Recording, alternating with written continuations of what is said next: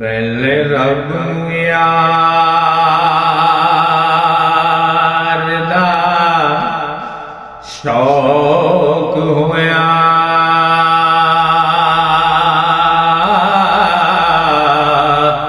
ते नबी पाक दा करेन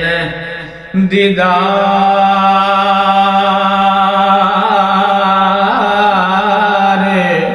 माए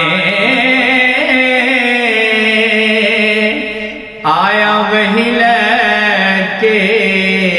होया तुरत हाज़र, दिया यार ने यार नू पाल माए,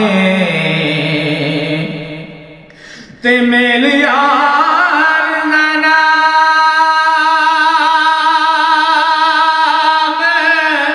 मेरा वेद खोल कुरान दी फाल माए, ते आमो सामने रज के वेखे आई, जात एक होई जात नाल माए, ते उथे दिलां दियां लियां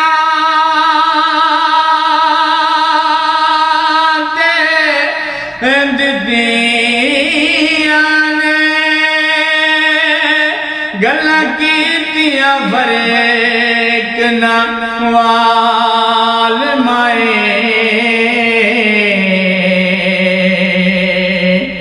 ते ताइयों जग दे वारे सदयोई हो